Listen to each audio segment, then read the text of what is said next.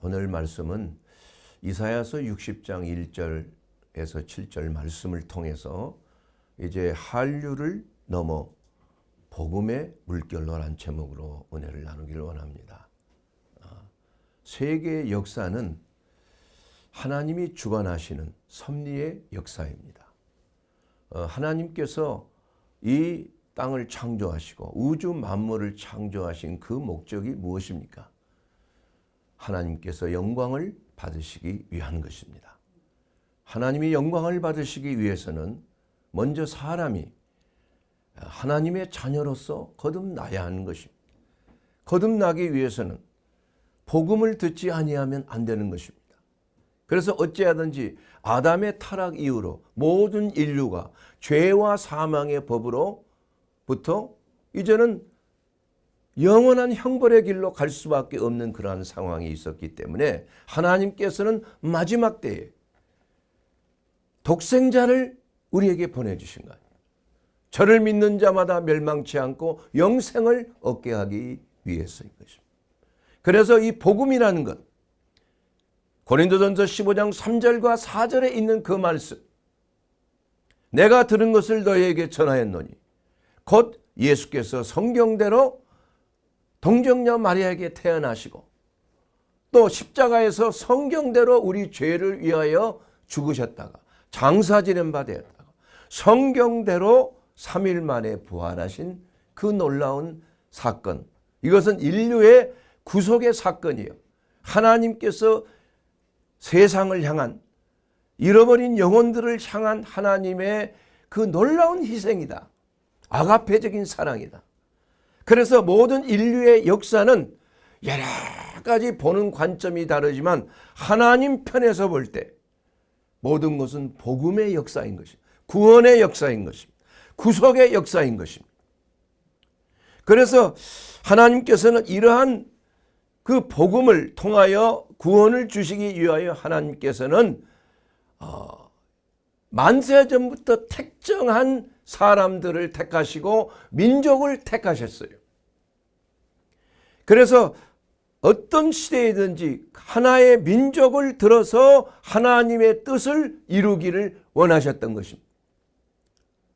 여러분, 요사이 보면은 우리 한국이 21세기에 들어서 전혀 예기치 아니하는 한류라고 하는 그러한 엄청난 문화적인 그러한 영향력, K-컬처라고 그러죠.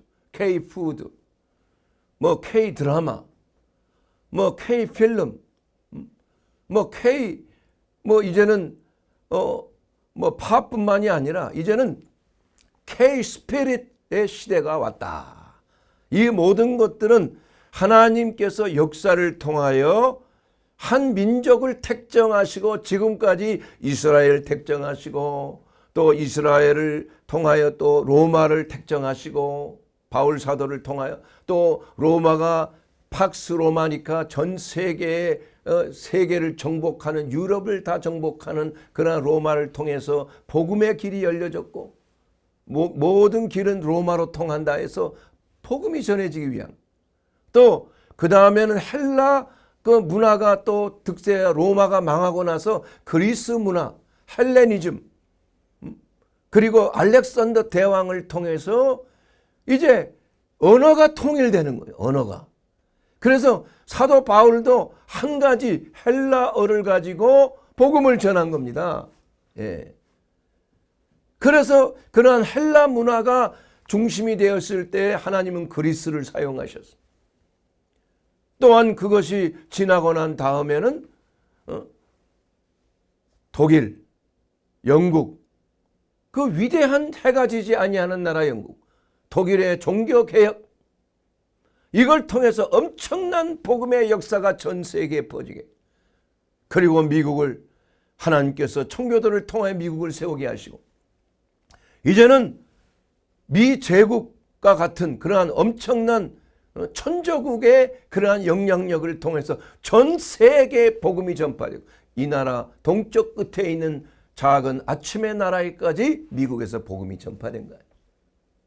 그러한 강력한 힘과 강력한 능력과 언어의 통일이 없으면 복음은 전파되지 않는 것입니다.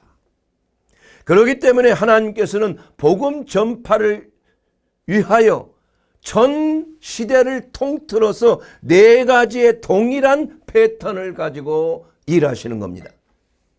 첫째는 언어의 통일이에요. 언어. 헬라가 언어의 통일이었죠. 알렉산더 대왕이 정복하면서 헬레니즘 문화와 언어를 이렇게 전파한 거 아니에요. 다 그렇게 같이 쓰게 한 거 아니에요. 로마 제국이 일어나면서 로마가 전체적으로 전 세계를 유럽 전체를 지배할 거 아니에요. 그래서 로마의 언어, 로마의 문화, 로마의 길을 통하여서 복음이 전파되도록 한 거예요. 오늘날 한국에 그 지구 반대편에 있는 젊은이들 말이 한국말로 노래하잖아요. 한국말로. 놀라운 일 아닙니까? 한국 언어가 세계에서 제1의 언어라는 걸 언어학자들이 그걸 발표하고 있는 것입니다. 뭔가 특별한 일이 일어나고 있는 상황입니다, 여러분. 뭐 K-팝, 뭐 뷰티, 뭐 과거에 우리가 뭐 이런 거 상상도 못한 일인데 갑자기 한 20, 30년, 20년, 21세기 들어와서 하나님께서는 역사를 하고 계시는 겁니다. 이것을 우리가 눈여겨봐야 되는 거예요. 두 번째는 문화의 매체를 통하여 하나님은 복음을 담는 그릇으로 만든 것이 유럽의 문화, 독일의 문화, 영국의 문화, 뭐 그리스의 문화, 미국의 문화, 나중에는 이제 한국의 문화, 이게 뭔가 모르게 이게 좀 쫙 옮겨서 우리 한국에까지 온 거예요. 지금 보통 때가 아닙니다, 여러분. 자부심을 가져야 돼요. 자부심은 그러나 복음을 위한 자부심을 가져야 돼요. 왜 하나님이 역사하시는가?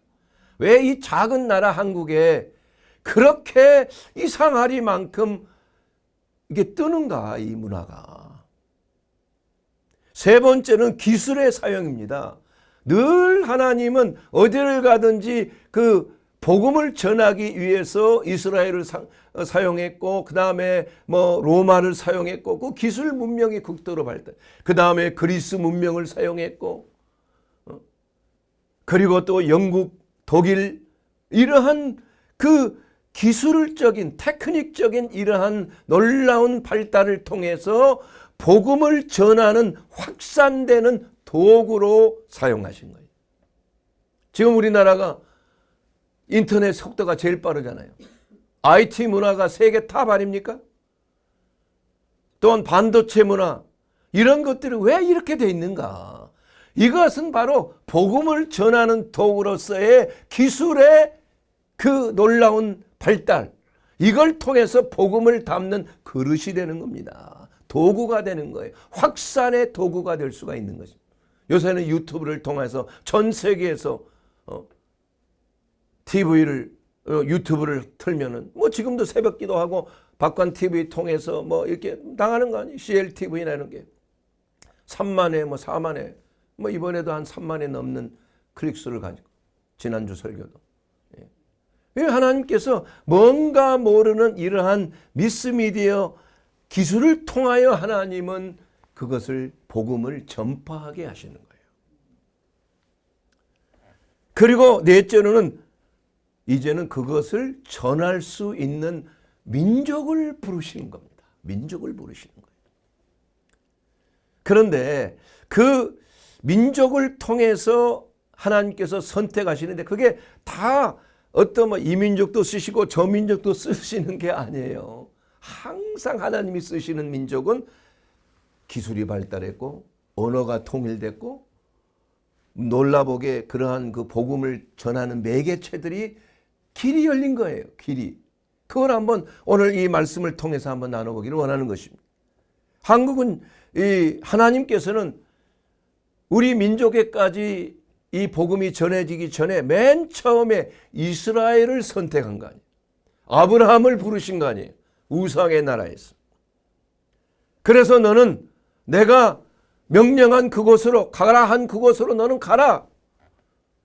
그래서 아브라함은 그냥 순종한 거 아니에요. 본토와 친척과 아비 집을 버리고 하나님이 가라고 하는 것이 어딘지를 알지 못하고 순종하고 나아가는 것. 그것 때문에 이스라엘이 하나님의 복을 받은 거 아니에요. 믿음의 아버지로. 그래서 그 자손들이 이스라엘 민족들이 하나님의 선택된 민족으로서 출애굽을 하게 됐고 그 출애굽을 통해서 광야에서 율법을 받은 거 아니에요. 십계명을 받은 거 모세로부터 율법을 받은 거 아닙니까? 그렇게 해서 그 이스라엘을 통해서 하나님이 계획하신 놀라운 역사가 하나님의 말씀이 성경이 기록되게 한 거 아니에요. 얼마나 놀랍습니까? 한 민족을 쓰시는 거예요. 그 민족이 똑똑해서가 아닙니다. 가장 적은 민족이에요. 유대민족, 이스라엘 민족은. 문화민족도 아니에요. 이집트 문명에 속하는 것 그냥 유목민족이었어요. 별 볼 일 없는 민족이었어요. 아브라함의 자손들. 그러나 하나님께서 쓰시니까 하나님의 말씀이 또한 기록되게 하시고 또한 예수 그리스도께서 그 이스라엘의 계보를 통해서 태어나게 하시고 바로 바벨론의 그 불순종하다 바벨론에 의해서 멸망당한 후에 그 후에 유다 지파만이 예루살렘으로 돌아온 거예요. 포로 생활 후에. 그래서 유대 민족이 된 겁니다. 그렇게 불러진 거예요. 유다 지파가 대부분이에요. 나머지는 다 디아스포라가 됐고 그것마저 이제는 로마가 침공해서 예루살렘 성전이 파쇄되면 이제는 아예 나라가 없어져 버린 거예요. 그리고 나서 어떻게 됐습니까? 로마로 그 시대가 넘어가는 겁니다, 여러분. 로마로 넘어가는 거예요. 그 로마 전에 참 헬라 그리스로 넘어가요. 그리스. 그래서 기원전입니다. 기원전 4세기경에 그리스 알렉산더 대왕이 동서의 문화를 통합하는 헬레니즘 정책을 그러한 추진했다 이거. 알렉산더 대왕이 가는 곳마다 다 정복했잖아요. 그래서 그곳에는 헬레니즘 문화를 또한 심고 거기에 그 그리스어를 갖다가 통일 언어로 사용을 하게 했다. 그렇기 때문에 유대인들 바울과 같은 그리고 제자들이 다 전 세계에 퍼져서 그 헬라어로 그리스어로 복음을 전할 수 있었던 거 아니에요. 그래서 이 사도 바울이 지은 신약 성경도 이 헬라어로 성경이 기록된 거 아닙니까, 여러분? 언어의 통일이에요. 여러분 잘 생각해 보세요. 영어가 왜 그렇게 됐는가? 다 복음 전파의 도구예요. 세 번째로는 로마 제국을 통해서입니다. 로마 제국. 사도 바울은 갈라디아서 4장 4절에 보게 되면 때가 참에 하나님이 그 아들을 보내셨다고 그랬어요. 이건 단순히 메시아가 오신 것만을 의미하는 것이 아니라 복음이 전 세계로 퍼질 수 있는 역사적인 순간을 맞이하게 돼요. 바로 로마가 제국을 건설해요. 여러분 로마가 전 유럽을 다 통일했잖아요. 북유럽까지. 지금도 제가 독일에 공부할 때 그 제가 뒤슬도르프에서 공부했는데 거기에 알트슈타트라고 하는 그 올드 시티란 말이죠. 영어로는. 거기에 그 도로가 있어요. 근데 그게 바로 로마의 도로예요. 그 돌들을 갖다가 자갈을 딱 이렇게 네모나게 깎아서 다 촘촘히 박은 거예요. 지금도 그 도로를 그대로 쓰고 있어요. 그래서 야, 이 로마 사람들이 여기까지 와서 북유럽까지 와서 이렇게 길을 닦아놨구나. 예. 그래서 비아 로마니카 모든 길은 로마로 통한다. 그것 때문에 그 로마의 길을 통해서 수많은 선교사들이 복음을 준 거예요. 그 유럽이 복음화가 된 거 아닙니까, 여러분? 이게 하나님의 섭리예요. 괜히 우연하게 그렇게 일어난 게 아닙니다.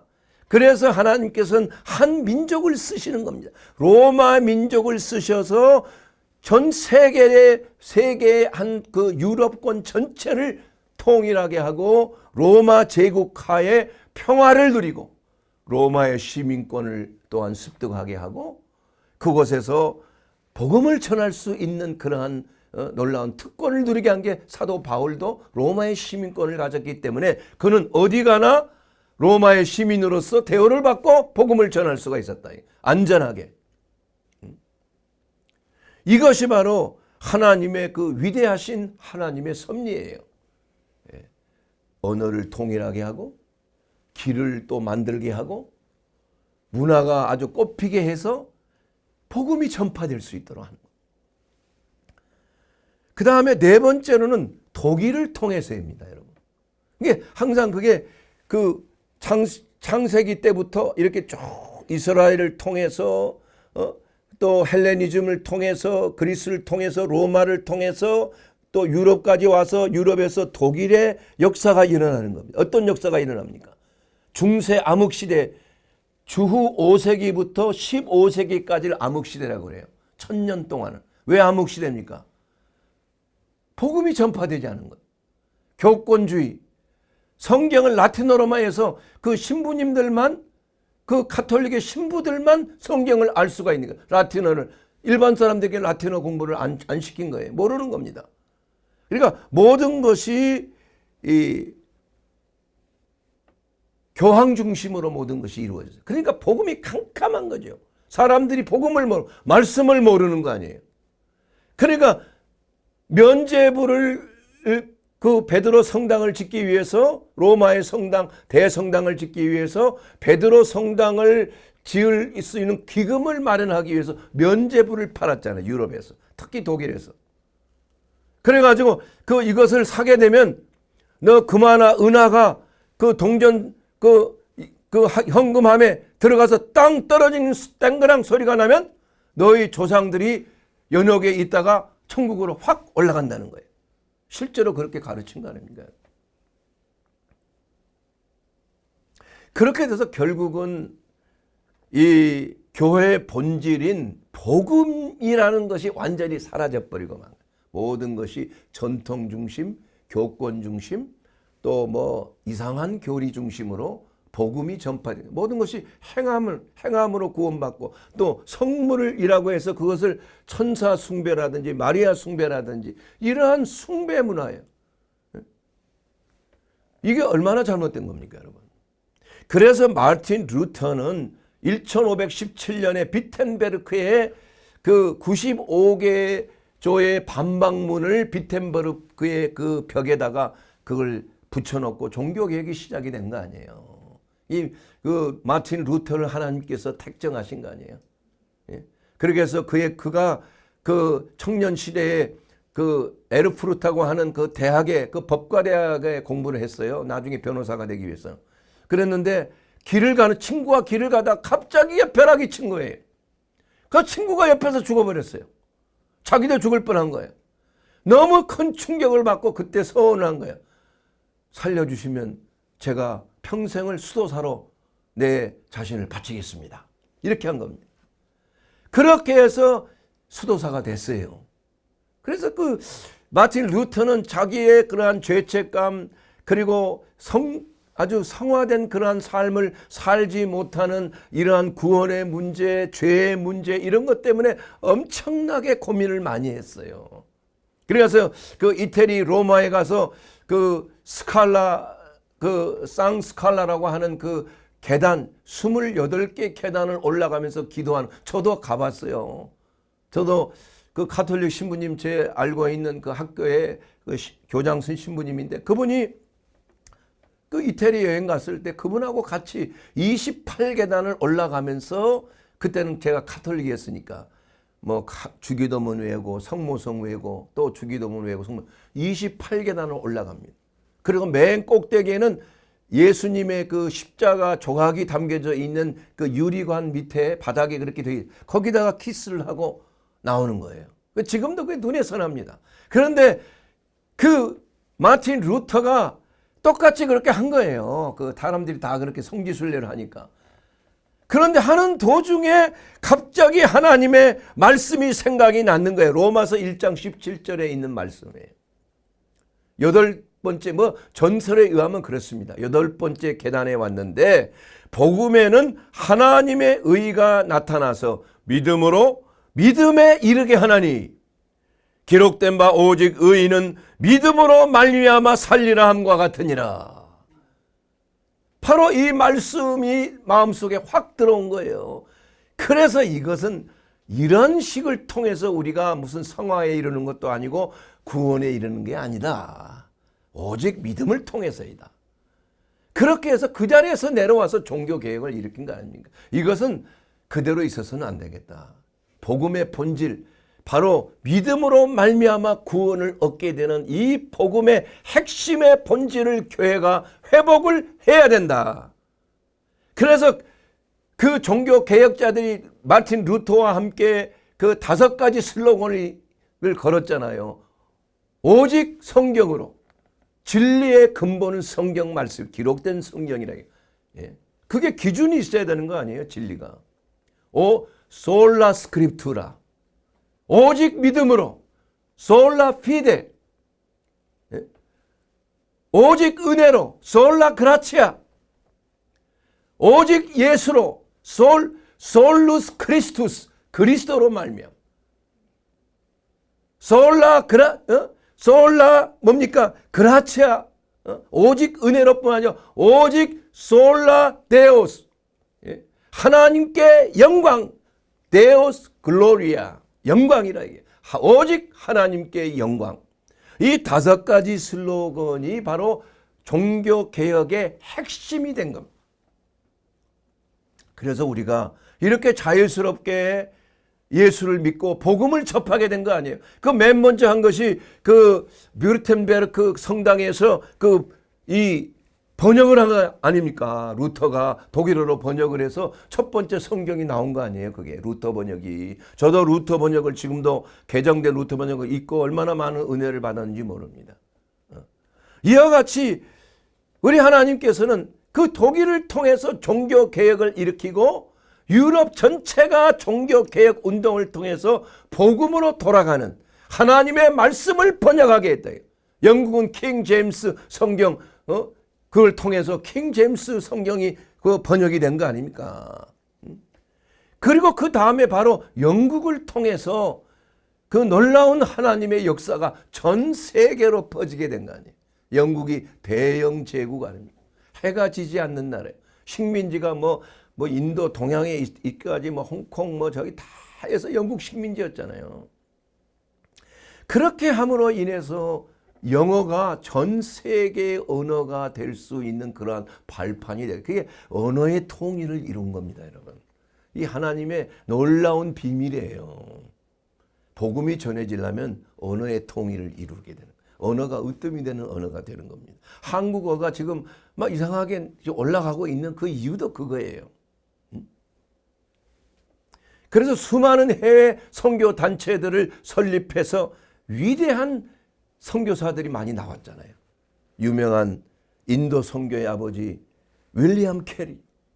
그는 구도서 수성공이었지만 하나님의 부르심을 받고 그는 하나님께 큰 일을 기대하라.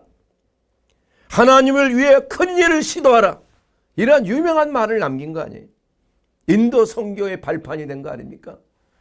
또한 그리고 중국 그 내지 선교의 개척자 허드슨 테일러 말이에요. 그가 복음이라는 것은 제국주의의 어떤 도구가 아니라 섬김과 희생의 통로라며 마지막까지 중국에서 복음을 전하고 거기에서 자기의 몸을 묻었지 않습니까? 또한 리빙스턴과 같은 그 아프리카 선교사로 가는 것은 말이에요. 그 아프리카에서 복음을 전하다가 거기에서 풍토병으로 세상을 떠나기까지 그 리빙스턴은 헌금 바구니가 돌 때 어렸을 때 자기 돈이었습니까? 헌금 바구니 위에 딱 앉은 거예요. 그 목사님이 감동을 한 거죠. 내 자신을 헌신하겠습니다. 그렇게 해서 그러한 해가 지지 아니하는 대영 제국을 통해서 놀라운 역사가 일어난 거예요. 복음 전파가 전 세계에 퍼진.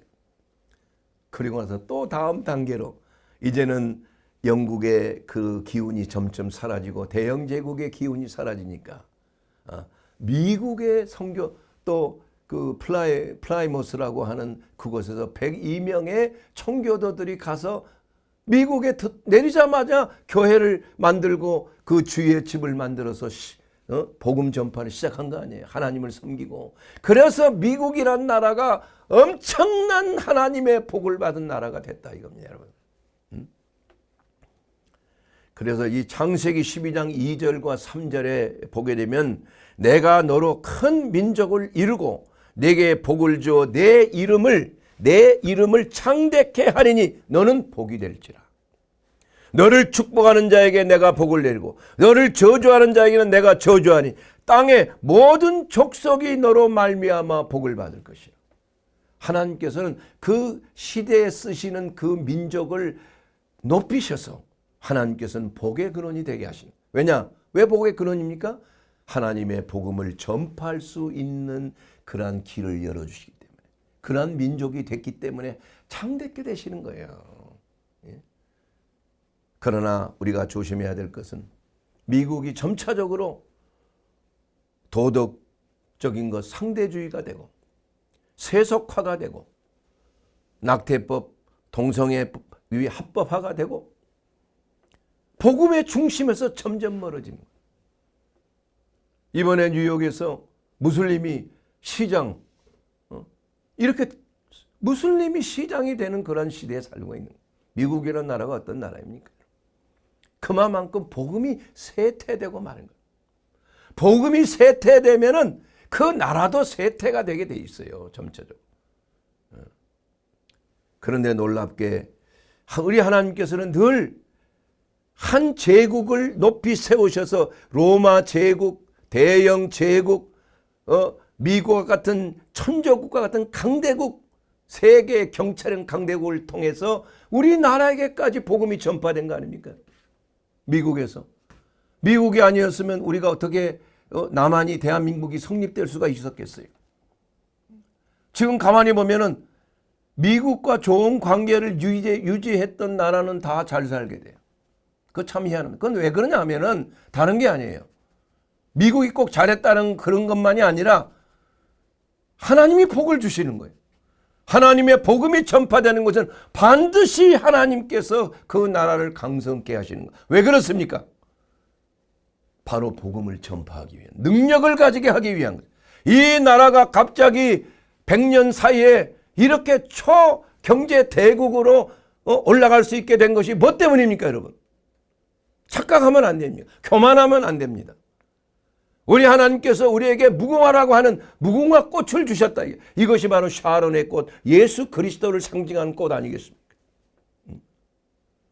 그렇기 때문에 이 나라의 중심이 뭐냐?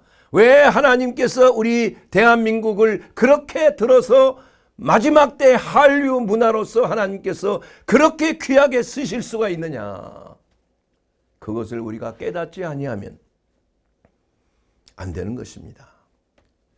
하나님께서는 마지막 때 복음 주자로서의 한국을 세운 징조가 있다는 겁니다, 여러분.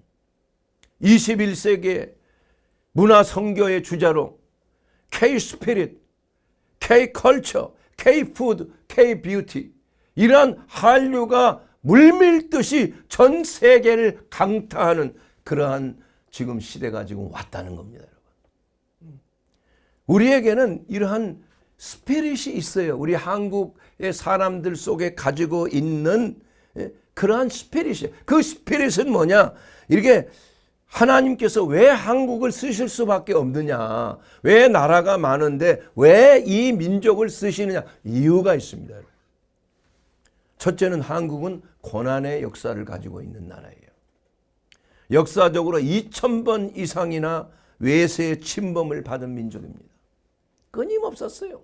삼국시대 때부터 그냥 시작해서 그 전부 고조선 때부터 북방으로부터 아래는 외구로부터 끊임없는 침범과 약탈을 당하고 외세를 통하여 지배를 받고 중국 청나라의 지배, 몽골의 지배, 그러나 우리는 결코 망하지 않는 그러한 불굴의 민족이라요. 저항의 민족이요, 전사의 민족이요. 세상에 어느 나라도 주위의 이 강대국 속에서 고유 문화를 지키고 살아남은 나라가 한국밖에 없다는 거예요. 이만큼 우리는 고난을 통한 십자가의 영성의 근거가 이 민족에게 있기 때문에 하나님이 선택하신 줄로 믿습니다. 그리고 영적 부흥의 역사가 1907년도 평양 대부흥을 통해서 새벽 기도, 철야 기도, 성령의 그러한 불길이 막 계속 한때 70년대, 80년대 초반까지 타올랐지 않습니까? 요새 새벽 기도 이런 걸 자꾸 부인하고, 철야 기도 이런 게 필요하냐? 외국에는 그런 문화가 없는데 이건 한국의 유교적인 문화에서 왔고 무속적인 문화에서 왔다. 이러한 비판들이 많이 있습니다. 그러나 그것은 예수님이 하셨던 겁니다. 새벽 기도나 철야 기도나 하나님께 가까이 가기 위해서 이 민족은 특별히 그러한 영성을 가지고 있다는 거예요. 그건 좋은 것입니다. 누가 하라고 해도 안 해요, 여러분. 새벽 일찍이 그렇게 일어나서 누가 할 일도 많은데 그렇게 하는 사람이 어디가 있어요. 그러나 우리 민족에 흐르는 그러한 스피릿, 영적인 근원은 경천애인의 사상을 가진 민족이에요. 고조선 때부터 하늘을 경외하고 말이야. 이웃을 사랑하는 그런 복음적인 스피릿이 이 민족에게 있다 이겁니다. 당군 고조선 때부터 있었다 이거예요. 그 사상이. 그렇기 때문에 우리는 고난의 역사를 가진 민족이기 때문에 하나님께서 십자가를 통과하는 그 역사를 잘 이해할 수가 있다 이겁니다. 그리고 또한 세계 선교의 나라가 된 것이요. 24년 기준으로 우리나라 선교사 2만 3천 명이 세계의 선교사를 파송하고 활동 중에 있는 것입니다. 또 세계에 있는 모든 성경이 한국에서 거의 다 발간한 거예요. 다 출판한 것입니다. 세계 최고의 성경 복음 문화를 우리가 가지고 있는 것입니다. 또한 기술 문화의 급성장이에요. IT, K컬처, 한류 문화, 미스미디어, 복음 미디어를 통해서 선교적으로 준비된 플랫폼이 형성이 되어 있습니다. 그리고 남북 분단의 신비, 여러분 남북 분단이 결코 잘못된 것만 아니에요. 손해는 아닙니다, 여러분. 남북 분단을 통해서 이것은 영적 전쟁을 준비하게 하는 거예요. 영적인 전사로 태어나게 하는 것입니다. 수많은 순교자를 낳게 했고 지금 북한하고 통일이 되면 그 북한의 지하교회에 일어났던 그 놀라운 사실들이 탈북자를 통해서 조금씩 알려지기 시작하는데 만약에 그게 완전히 알려지게 되면 그야말로 대폭발적인 성령의 역사가 나타날 것입니다. 통일되는 시기에, 복음 통일되는 시기에. 그렇기 때문에 우리 한 민족에게는 이러한 한류 문화를 통해서 이제는 마지막 시대에 하나님께서 복음을 전하는 마지막 주자로서 하나님께서 세우신 줄로 믿습니다. 복음은 거꾸로 돌아가는 거예요. 예루살렘이 시작해서 그리스를 통해서 로마를 통해서 영국을 통해서 독일을 통해서 미국을 통해서 동방 끝까지 우리 한국에까지 왔다.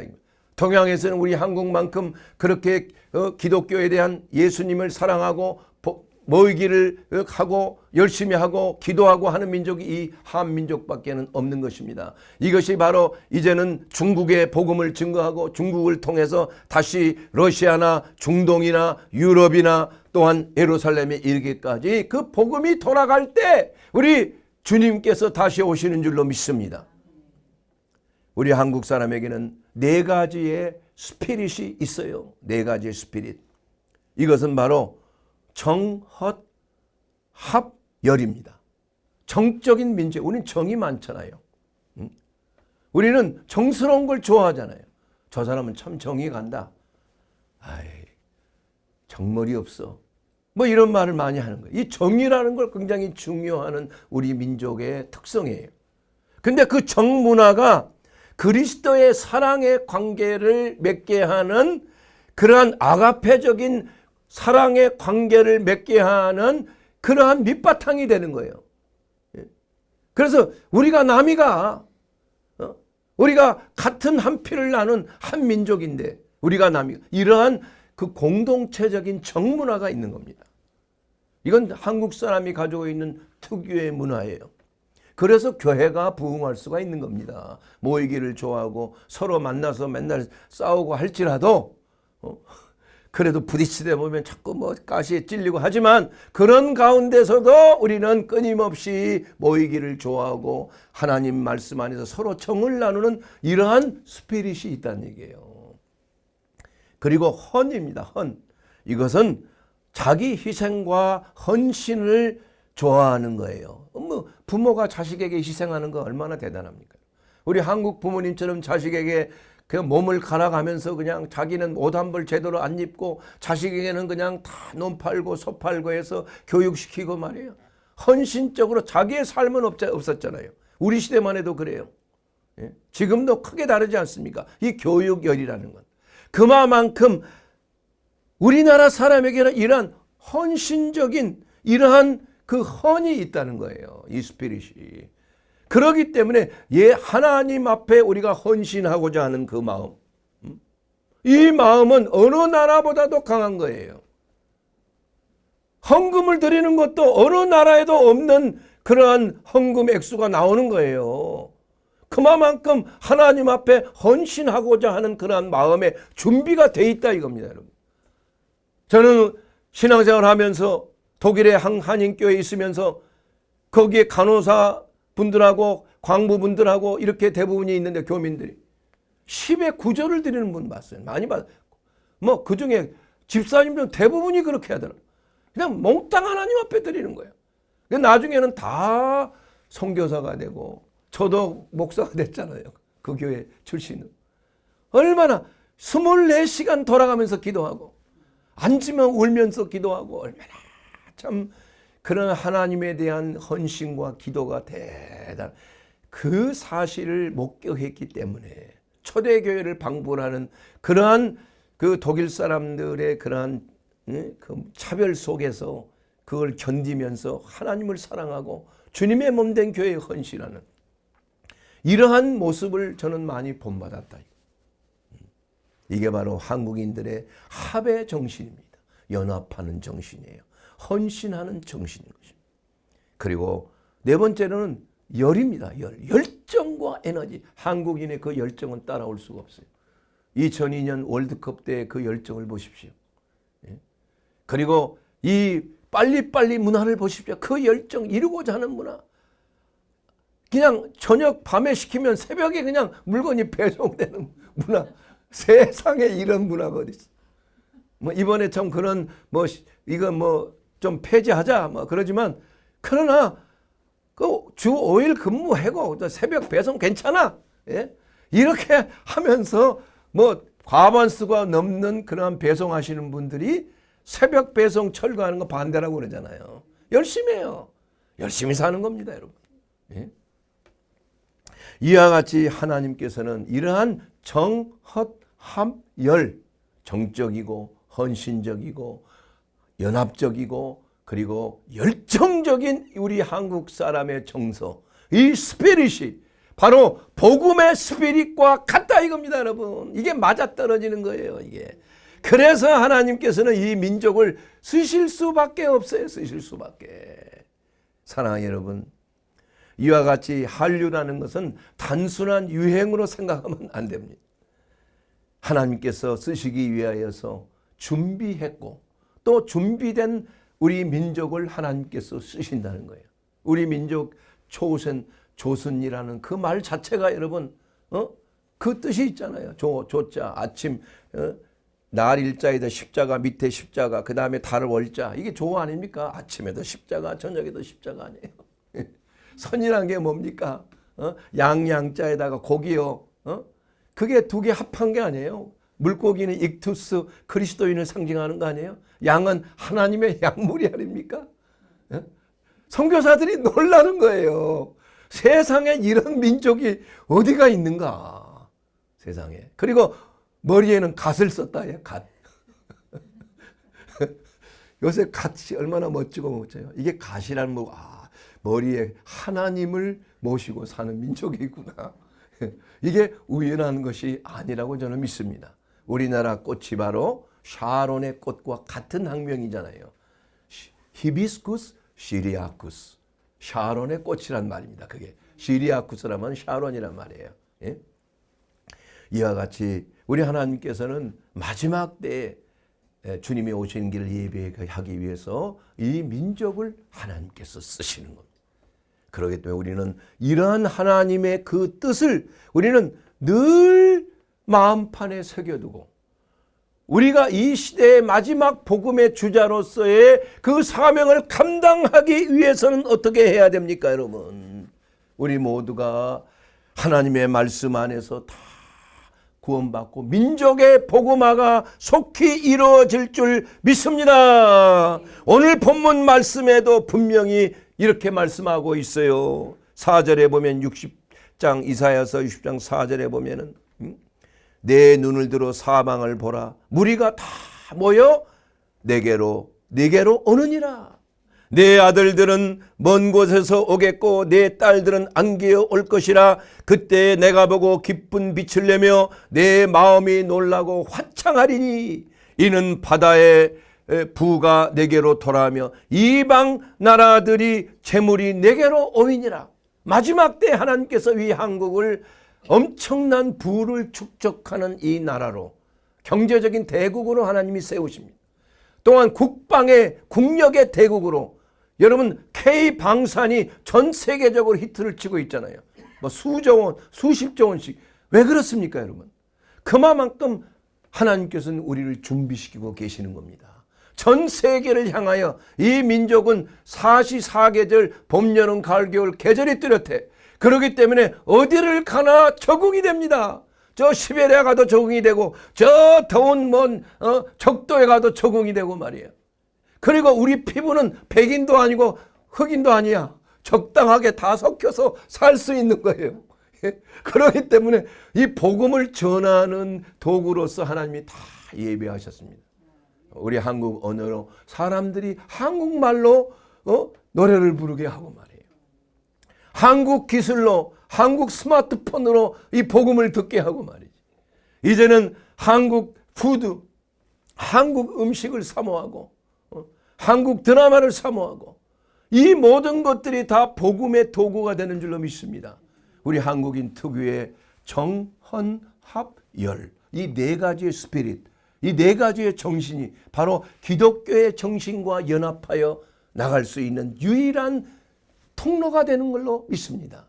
그러기 위해서 우리는 어떻게 합니까?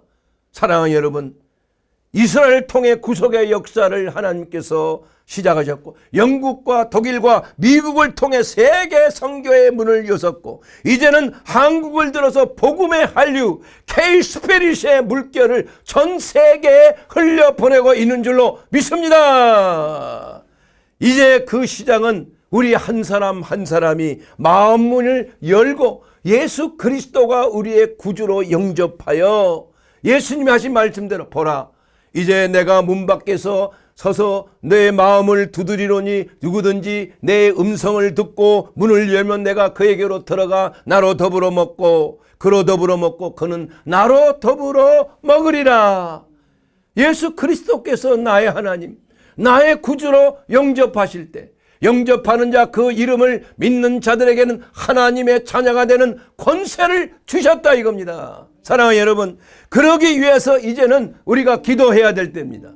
주 예수님, 이제 제 마음 문을 엽니다. 지금까지 제 뜻대로, 제 생각대로, 제 마음대로 살았지만 이제 주 예수님이 나의 하나님, 나의 구주로 영접합니다. 저의 죄를 용서해 주시고 주님의 대속의 보혈로 저희를 깨끗게 하옵소서. 그리하면 저의 영이 새 생명을 얻게 됩니다. 그리고 제 마음이 평안을 누립니다. 제 몸이 각색 질병에서 노연함을 받게 되는 것입니다. 마귀의 모든 눌림에서 자유케 하는 마귀의 일을 멸하시는 우리 주 예수 그리스도의 놀라운 성령의 능력이 바로 우리를 모든 저주에서 속량되게 하시는 줄로 믿습니다. 주 예수님 오시옵소서. 이 나라의 주인이 되어 주시옵소서. 이제는 마지막 때에 동방의 빛으로서 복음의 빛으로 일어나 동방의 예루살렘을 회복하게 하옵소서.